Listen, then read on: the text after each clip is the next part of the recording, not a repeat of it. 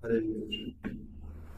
श्रीमद् भागवतम चौथा स्कंद 28वां अध्याय 22 श्लोक 22 नंबर श्लोक। एवं कृपणया बुद्ध्या सोचंतम अतदर्हणम ग्रहीतुम कृतधीरेणम भय नामाभ्यापद्यत। जब यवन राजा पुरंजन को यद्यपि राजा पुरंजन को अपनी पत्नी तथा बच्चों के भाग्य के विषय में शोक नहीं करना चाहिए था, फिर भी उसने अपनी दीन बुद्धि के कारण ऐसा किया।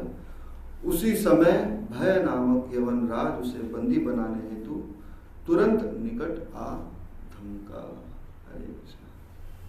तो हम यहाँ पर राजा पुरंजन के उपाख्यान को सुन रहे हैं, है ना।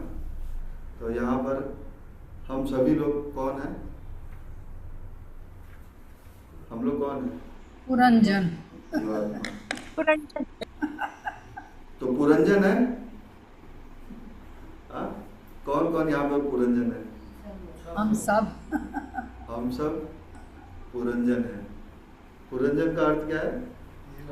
जीवन। जो 9 द्वार वाले नगर में रंजन करता है ना। तो हम सभी लोग 9 द्वार वाले इस देह को धारण किए हुए हैं। तो हम सब क्या है? देही। और हम हैं जीवात्मा और इस देह को धारण किए हुए हैं।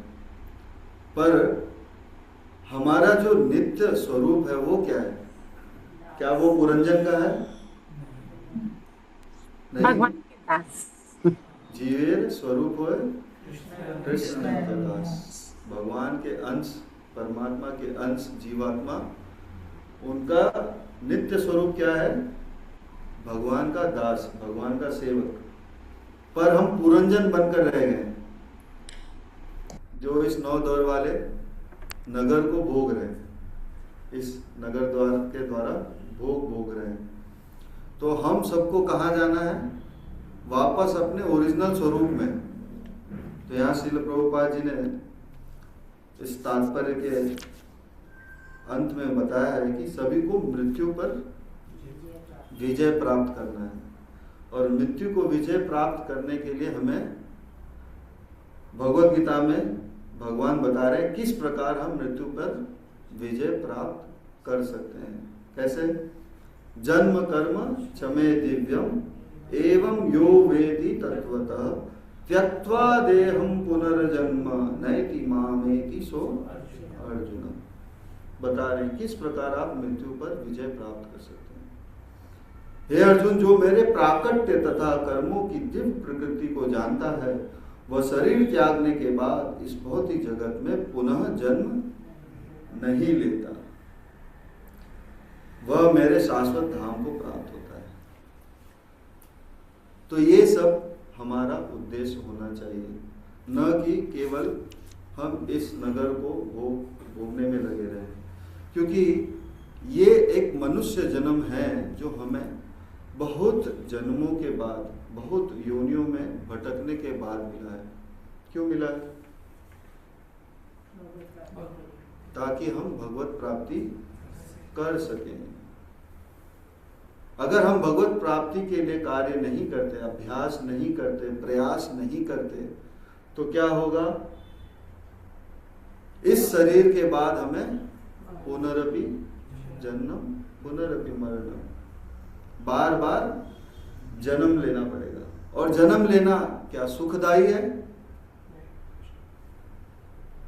कितने लोगों को लगता है सुखदायी है? शास्त्रों में वर्णन है, जब जन्म होता है माता के गर्भ में, एक छोटे से पिंड में, वो कितने महीने रहता है? 9 महीने। उस समय उसे कितनी पीड़ा होती है। हम कहते हैं ना, हम जो भी अन्न ग्रहण करते हैं उसको पचाते हैं भगवान, तो कितनी तेज अग्नि होती है, कितने जीव जंतु होते हैं। उस समय उस शिशु को जो उल्टा लटके हुए हैं,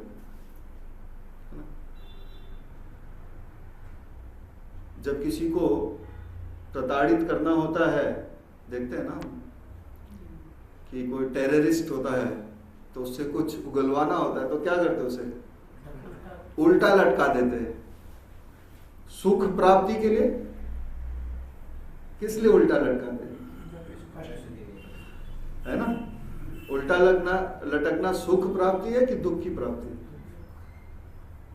तो पर हम सोचते हैं कि जन्म जो है बहुत सुखदायी है। तो उस समय जो पीड़ा होती है, जो जीव जंतु है ना, जो माता उस समय जो ग्रहण करती है, उससे भी बालक को, शिशु को बहुत तकलीफ पहुंचती है। उस समय वो क्या करता है? भगवान से प्रार्थना करता है कि अब मुझे यहां से निकालिए, मैं आपका नाम उच्चारण करूंगा, हाँ, आपका ध्यान करूंगा और फिर से इस जन्म मृत्यु के चक्कर में नहीं फंसूंगा। हम प्रार्थना करते हैं, पर जैसे ही हमारा जन्म होता है फिर हम इस प्रकृति के गुणों के अधीन होकर कार्य करते हैं और अपने मूल कर्तव्य, अपने मूल उद्देश्य को भूल जाते हैं और उससे क्या होता है? वापस से जन्म लेना पड़ता है। तो बार बार इस जन्म मृत्यु के चक्कर से छूटने के लिए हमें क्या करना होगा? मृत्यु पर विजय पानी होगी। तो मृत्यु पर विजय कैसे पाए? केवल भगवान ही बता सकते हैं, है ना। और भगवान बार बार भगवत गीता भागवतम में बताते हैं किस प्रकार आप मेरे धाम को, मुझे प्राप्त करोगे। शास्त्र में इसीलिए हर रोज पढ़ना चाहिए कि हमें यहाँ भगवान बार बार हमें इस मनुष्य जीवन को कैसे हम सफल करें उसके बारे में बताते हैं। और देख रहे हैं हम किस प्रकार पुरंजन अपने पूरे जीवन पर्यंत भोग विलास में लगा हुआ है और इस कारण उसकी जो बुद्धि है वो क्या हो गई है? कृपण हो गई है। कृपण का अर्थ क्या है? इस श्लोक में भी कृपण आया है और बहुत सारे श्लोक में एक कृपण शब्द आया है। कृपण का मतलब क्या होता है? कंजूस। कंजूस किसे कहते हैं? आपके पास बहुत मूल्यवान वस्तु है ना, जिससे आप बहुत कुछ उपयोगी कार्य कर सकते हैं, फिर भी आप क्या करें? उसे खर्च नहीं करना चाहते, उसे क्या कर रहे हैं? आप छिपा कर रखे हैं। तो सबसे अमूल्य वस्तु क्या है हमारे इस जीवन में, जीव का? हाँ, ये देह हमें मिला है ताकि हम भगवान की सेवा कर सके, है ना, भगवान की सेवा कर सके। पर हम इसे क्या करते हैं? केवल इंद्रिय विषय भोग में लगा कर रखते हैं और जिस कारण क्या होता है? जो जीवन पर्यंत हम इस भोग विलास में लगे रहते हैं, अंत में हमें उसी का स्मरण होता है। जब आपने जीवन पर्यंत जिस चीज का अभ्यास किया है तो अंत समय भी तो उसी का स्मरण होगा ना। जब जीवन भर हमने अगर भगवान का स्मरण नहीं किया है, भगवान के कथाओं का श्रवण नहीं किया है, भगवान की कीर्ति नहीं गाई है, कीर्तन नहीं किया है, भगवान का नाम जप नहीं किया है, भगवान की सेवा नहीं किए हैं, तो अंत समय में हमें भगवान का स्मरण होगा? संभव नहीं है। इसीलिए भगवान बार बार कहते हैं अभ्यास करो, अभ्यास करो। तो हम लोग फिर भी भगवान पर संशय करते हैं कि अरे इसी पर एक कथा आती है जिसमें नारद जी भगवान से कहते हैं कि भगवान सब तो आपकी ही माया है, प्रकृति भी आपके अधीन है, आपके बगैर तो पत्ता नहीं हिलता है। अगर आप अपनी माया को थोड़ा खींच लें तो हो सकता है जीव आपके बारे में सोचे या आपके विषय में सोचे, है ना। तो बोले ये कार्य मैंने अपने भक्तों को दे के रखा है कि वह भक्तों के पास जाएं और उन्हें मेरे बारे में बताएं और ले आए, तो आप क्यों नहीं प्रयास करते? तो नारद मुनि ने बोला ठीक है, मैं प्रयास करता हूं। तो जब वो इस जगत में आए और उन्होंने विचरते हुए ढूंढा कि कौन किस उपयुक्त जीव को हम भगवान के धाम ले जाएं, तो उन्होंने सोचा कि क्यों ना ये युवा अवस्था में 21-20 साल का व्यक्ति है, इसे भगवान के बारे में हम बताएं और इसे भगवत धाम के बारे में बताएं कि कितना सुंदर है भगवत धाम, जहाँ पर कोई भी कुंठ, कोई भी कष्ट, कोई भी दुख नहीं है और मैं तुरंत तुम्हें यहां से ले जाऊंगा। तुम्हें बाकी जन्म नहीं लेना है, ना कि और कुछ कार्य करने हैं। तो नारद जी उस व्यक्ति, उस जीव के पास गए उसके कल्याण हेतु, और उसे कहा कि बालक तुम बहुत सुंदर हो, हाँ बहुत युवा अवस्था में हो, और मैं देख रहा हूँ कि तुम इतना प्रयास कर रहे हो, इस जीवन में इतना संघर्ष कर रहे हो, तो मैं तुम्हें इस संघर्षों से छुटकारा दिलाता हूँ, और इस मनुष्य जीवन का जो परम लक्ष्य है वो प्राप्त कराने हेतु मैं तुम्हें भगवत धाम, भगवान के पास ले जाता हूँ। सोचो, इतना सुलभ अवसर किसे प्राप्त होता है? होता है? नहीं होता है। तो उस युवा ने क्या उत्तर दिया? उसने कहा, अभी तो मैं युवा अवस्था हूँ, मेरे जो माता पिता हैं वो अभी मेरी शादी खोज रहे हैं, है ना। तो अब माता पिता का जो कर्तव्य है वो हम उसे तो पूरा करना है। तो मैं सोच रहा हूँ अभी मेरी उम्र ही क्या है, भगवत धाम जाने के लिए तो मैं बाद में भी प्रयास कर सकता हूँ, बाद में भी भक्ति कर सकता हूँ, अभी तो मेरे पूरे जीवन बचा हुआ है ना। और फिर वो बोलता है, एक काम करिएगा, मेरे शादी के बाद आप आइएगा, फिर हम लोग इस पर विचार करेंगे। तो अब उस युवक की शादी हो गई। नारद जी तो देख रहे हैं ना, नारद जी अपना जो सेवा है वो बिल्कुल नहीं है ना। तो भक्त का यही उद्देश्य होता है, तो अपनी सेवा से कभी विचलित नहीं होता। तो वो वेट किया उन्होंने, फिर अब उसकी शादी हो गई, फिर वापस उनके पास आए, बोले कि चलिए, अब आपने कहा था, अरे अभी तो शादी हुई है, अभी तो मुझे संतान उत्पन्न करना है, उनके साथ खेलना है ना, उनका भरण पोषण पालन करना है। तो आप एक काम करिएगा, जब संतान हो जाएगी उसके बाद आइएगा, ताकि अब जो मेरी पत्नी है वो संतान उसकी सेवा करे, और फिर मैं निवृत्त हो जाऊंगा और मैं आपके साथ भगवत धाम चलूंगा, है ना। तो ऐसे ऐसे हम लोग एक एक क्षण हमारे ऐसे खसकाते रहते हैं कि आगे कैसे हम भगवान के पास। बार बार भक्त आते हैं कि चलो सेंटर, चलो, हाँ सेंटर ही एक माध्यम है जो भगवत धाम ले जा सकता है आपको। पर हम बोलते हैं ये संडे नहीं, अगले संडे। फिर भी भक्त कभी निराश नहीं होता, वो अपना प्रयास करता रहता है। तो ऐसे उसे संतान उत्पत्ति हुई, संतान छोटे हुए, अब संतान के तुतलाते हुए बोल उसे अच्छे लग रहे हैं, हाँ? उसके साथ रमण कर रहा है। फिर धीरे धीरे अब नारद जी उसे बार बार याद दिला रहे हैं, और बार बार वो ऐसे ही बहाने बनाते हुए धीरे धीरे उसके मृत्यु आ गई।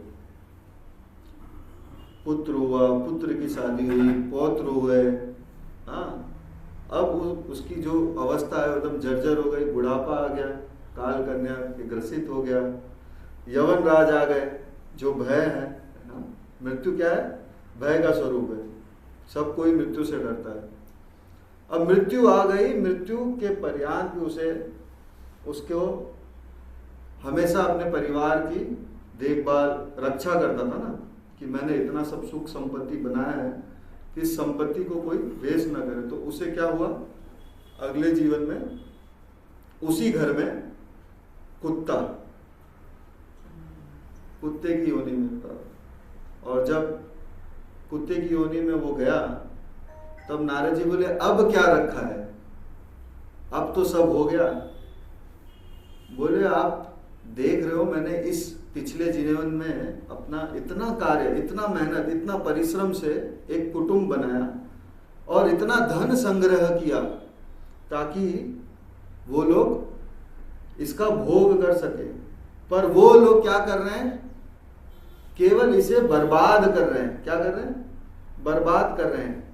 तो मैं यहां रहकर क्या कर रहा हूं, उसकी निगरानी कर रहा हूं, उसकी रक्षा कर रहा हूं, कि जब वो यहां से अपने भोग विलास के लिए बाहर जाते हैं तो इस घर को ऐसे ही छोड़ देते हैं जिसको कमाने में पूरा मेरा जीवन चला गया।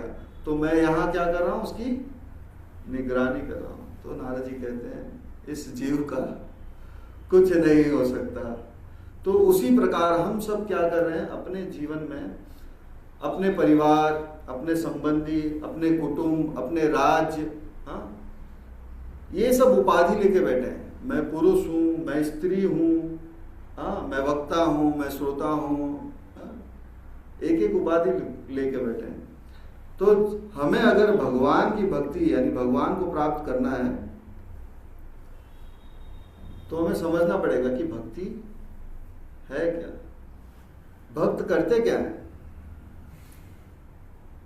भगवत गीता में भगवान बताते हैं मद चित्ता मद गत प्राणा बोधयंत परस्परम कथयंतस्य माम नित्यम तुष्यन्ति च रमन्ति च। भगवान के भक्त क्या करते हैं? मद चित्त मद गत प्राणा। उनका चित्त हमेशा कहाँ लगा होता है? भगवान की सेवा में हमेशा। और नित्य निरंतर क्या करते हैं? उनके प्राण के हर एक श्वास ऐसे नहीं भगवत धाम प्राप्त हो जाएगा, उसके लिए प्रयास करना पड़ेगा। तो भगवत गीता में भगवान खुद बता रहे हैं कैसे प्रयास करना पड़ेगा। मेरे जो भक्त हैं वो क्या करते हैं? मद चित्ता मद गत प्राणा बोधयंत परस्परम। जब वो एक दूसरे से मिलते हैं तो क्या करते हैं? बोधयंत परस्परम। मेरे बारे में, भौतिक विषय के बारे में नहीं, भौतिक जगत को कैसे भोगा जाए उस लिए नहीं, वैष्णव निंदा के लिए नहीं। किस लिए मिलते हैं? सत्संग कार्यक्रम क्यों होता है? ताकि वो भगवान की विषय में जान सके, सुन सके, बोल सके। तो यहां भगवान बता रहे कि मेरे भक्त किस कार्य में लगे हुए थे और उसी में वो क्या करते हैं? आनंद लेते हैं। तुष्यन्ति च रमन्ति च। तो भगवान कितना सुंदर बता रहे हैं कि ये मेरे भक्तों के कार्य हैं। अगर हम अपने आप को भक्त कहते हैं, हमें देखना चाहिए कि हम इस कार्य में लगे हुए हैं। अगर हम इस कार्य में लगे हुए हैं तो हाँ, हम भक्ति में अग्रसर हो रहे हैं, हम भक्ति में आगे बढ़ रहे हैं। नहीं तो केवल क्या हो रहा है? भागवत में बहुत सुंदर श्लोक है, आयुर हरति वै पुंसाम उद्यान अष्टम चयन असौ तसर्ते यत् क्षणोनित उत्तम श्लोक वर्तते। ज्यों ही जन्म लेते हैं, हाँ, सूर्योदय होता है, जैसे ही सूर्य उदय होता है और फिर उसके बाद सूर्यास्त होता है, हमारे जीवन का एक दिन खत्म हो जाता है। हर कोई सिखा रहा है आर्ट ऑफ लिविंग, पर श्रीमद् भागवतम और भगवत गीता क्या सिखा रहा है? Art of dying. Art of dying का मतलब क्या है? मृत्यु पर विजय। पर हम तो बोलते हैं कि मृत्यु पर कोई विजय पा ही नहीं सकता। जाता से ध्रुव मृत्यु, जिसने भी जन्म लिया है उसका मृत्यु निश्चित है। क्यों? क्योंकि हम देहात्म बुद्धि में सोच रहे हैं। जब तक हम देहात्म बुद्धि में सोचेंगे तब तक हम ये नहीं समझ पाएंगे कि आत्मा का तो कभी नयनम छिन्दन्ति शस्त्राणि नयनम दहति पावक। आत्मा को ना ही काटा जा सकता है, ना ही भिगोया जा सकता है, ना ही जलाया जा सकता है। आत्मा क्या है? अमर है। और हम देखते हैं कि भक्ति ही एकमात्र भगवान के धाम को जाने के लिए एक सुलभ अवसर है। अगर हम भक्ति नहीं करेंगे भगवान को प्राप्त नहीं कर सकते। और हम देखते हैं ध्रुव महाराज, मृत्यु को किसने विजय प्राप्त की? ध्रुव महाराज। ध्रुव महाराज ने जब अपने जीवन के बाद अपना जीवन, हमने चौथे स्कंद के 12वें अध्याय में ध्रुव महाराज के बारे में सुना। किस प्रकार जब वो भगवत धाम जा रहे थे, उनके लिए भगवत धाम से विमान आया, तो जब वो विमान पे चढ़ रहे थे तो वो मृत्यु के सर पर अपना पैर रखकर उस विमान पर चढ़े। ये किस लिए है? ये कथा किस लिए है? ये कथा इसीलिए है कि अगर हम भक्ति करेंगे तो यह संभव है। उसके लिए हमें क्या करना होगा? भक्ति करना पड़ेगा। और ध्रुव महाराज तो चलो हम बोल सकते हैं एक अलग युग की बात है, तो कलयुग है, कलयुग में कैसे पॉसिबल है? इस कलयुग में ज्यादा समय नहीं, आज से 400-500 लगभग 400 वर्ष पूर्व एक बहुत बड़े संत हुए। क्या नाम उनका? अभी हम आषाढ़ी एकादशी मनाए है ना, पंढरपुर सब गए, कितना सुंदर भगवान ने उत्सव दिया है हमें, ताकि हम उनका स्मरण कर सकें। तो ऐसे एक भक्त हुए संत तुकाराम, पूरे गांव सभी लोग वहां उपस्थित है, उस बीच में भगवान का विमान आया, और इसी देह से, कोई दूसरा देह नहीं, इसी देह से मृत्यु पर विजय की बात हम कर रहे हैं, इसी देह से उन्होंने मृत्यु पर विजय पाई, और वो उस भगवान के भेजे हुए विमान में सवार होकर कहाँ चले गए? पर जब भक्त जाता है तो वो सोचता है कि मैं अपने पूरे जो भी परिजन हैं, जो भी उपस्थित हैं, सबको भगवत धाम, भगवान के भक्तों का एक ही कार्य है, वो क्या है? भगवान के एजेंट है वो सबको भगवत धाम ले जाना चाहते हैं, उनका यही उद्देश्य होता है, और इससे बड़ा परोपकारी कार्य कोई हो ही नहीं सकता। तो उन्होंने सभी से पूछा, खासकर अपनी पत्नी से पूछा कि चलो भगवत धाम, तो उन्होंने कहा नहीं, ये जो आपका घर है, ये जो आपकी गैया है, ये आपके बछड़े हैं, आपका खेत है, सब कौन देखेगा? तो यहां पर वही हो रहा है कि क्या हो रहा है? पुरंजन अपने आखिरी समय पर आ गया है, पर उसे जिस चीज का शोक होना चाहिए उस चीज पर शोक नहीं कर रहा हो। किस चीज पर शोक कर रहा है? कि मेरे बाद मेरी पत्नी स्त्री का क्या होगा, कैसे उस बच्चों को सबको संभालेगी, क्योंकि जीवन पर्यंत उसने यही कार्य किया। तो क्या हमें गृहस्थ जीवन धारण करना चाहिए कि नहीं करना चाहिए? प्रश्न यही उठता है ना कि अगर हम गृहस्थ धर्म हैं तो गृहस्थ धर्म ये नहीं सिखाता है कि केवल खाली उनकी भौतिक इच्छाओं को ही पूर्ण करने में लगे रहे। ये हर पिता, हर माता, हर पुत्र का ये कर्तव्य होता है कि उनके परिजन में, उनके परिवार में केवल भौतिक सुख सुविधा उपलब्ध न कराएं, उन्हें आध्यात्मिक ज्ञान के बारे में भी बताएं। अगर आप उन्हें आध्यात्मिक ज्ञान के बारे में बता रहे हो और आध्यात्मिक विषय में उनकी रुचि हो रही है, हो सकता है कभी कभी हम गृहस्थ हैं, परिवार वाले हमारी बात न सुने, तो इसके लिए हमें क्या करना चाहिए? साधु संतों को अपने घर बुलाना चाहिए। हो सकता है ना कि आपको बहुत ज्ञान है, आप बहुत अच्छा प्रवक्ता है, बहुत अच्छा भगवान की कथा करते हैं, पर आपके आचरण आपके घर वालों से ज्यादा कोई नहीं जानते क्योंकि आप दिन भर उनके साथ होते हैं ना। तो हो सकता है आपके वचन का उन पर उतना असर न पड़े। इसलिए हम देखते हैं, बहुत बार बोलते हैं हमारे पिता, हमारे पुत्र, ये लोग भक्ति में आगे नहीं बढ़ रहे, उन्हें हम बहुत समझाते हैं। आप मत समझाइए, आप शिक्षा लेने बाहर जाइए और अपने परिवार को शिक्षा देने के लिए साधु संतों को अपने घर बुलाइए। यही प्रणाली है वैदिक शास्त्रों की, और वैदिक जो शास्त्र बताते हैं हमें, और पुरातन यानी पुराने जमाने से ये चला आ रहा है, ये कोई आज का नहीं।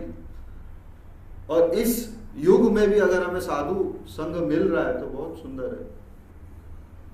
तो ऐसे कार्य करने चाहिए। और अब जो 4 महीना है, आज से जो चातुर्मास, वैष्णव का आज से चातुर्मास स्टार्ट हो रहा है, तो आज पहला मास है। इस चातुर्मास में क्या होता है, सभी साधु संत क्या होते हैं, ठहर जाते हैं एक जगह, अपनी साधना एक जगह ठहर जाते हैं और वहां बैठकर अपनी साधना करते हैं। तो ऐसे साधु संतों को अपने घर बुलाइए। इस समय उन्हें ज्यादा विचरण नहीं करते, तो आप उन्हें अपने घर बुला सकते हैं हाउस प्रोग्राम के माध्यम से, है ना, जहाँ पर आप भगवान के सुंदर नामों का कीर्तन, श्रवण, कथा, ये सब करेंगे। जब ये सब आप नित्यम भागवत सेवया करेंगे, ऐसे प्रयास के माध्यम से क्या होगा, हम मृत्यु पर विजय प्राप्त कर सकते हैं, अन्यथा और कोई उपाय नहीं है। तो इस श्लोक में बहुत सुंदर रूप से बताया जा रहा है कि पुरंजन ऐसे चीज, ऐसे वस्तु के प्रति, ऐसे जीव के प्रति क्या कर रहा है, अपना शोक प्रकट कर रहा है जो उचित नहीं है।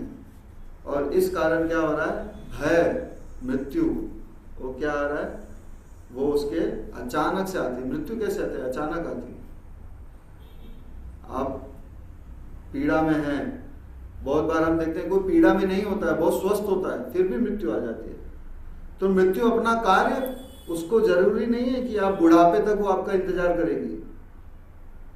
ये बहुत सोचने वाली बात है। हम सोचते हैं अरे नहीं, मृत्यु आएगी तो संकेत देगी ना। हाँ, संकेत देती है, पर वो संकेत कैसे पता चलेगा? जब तक हम भगवत भक्तों के बीच में नहीं रहेंगे वो संकेत हमें नहीं पता चलेगा। हम क्या करेंगे, उस संकेत को छुपा देंगे, इग्नोर कर देंगे। तो उस संकेत को छुपाना नहीं है, क्योंकि वो जीवन का सबसे परम सत्य है, उसको कोई नकार नहीं सकता और उससे डरता भी नहीं है। जो भक्त होता है वो क्या करता है, वो भयभीत नहीं होता है, क्योंकि उसका जीवन पूरा उसी तैयारी में लगा हुआ होता है। तो जिस चीज की आप पूरे जीवन पर तैयारी करते हैं, तो लास्ट जब एग्जाम का दिन आता है तो देखते हैं जो बच्चे पूरे साल पढ़ाई करते हैं वो आखिरी दिन में इतना भयभीत नहीं होते। उन्हें पता है कोई भी प्रश्न आ जाए, हाँ सब मुझे पता है। तो जब हम पूरे जीवन अपने भक्ति का प्रयास करेंगे तो अंत समय में भगवान का स्मरण होगा और फिर हम भगवत धाम जाने के योग्य बन पाएंगे।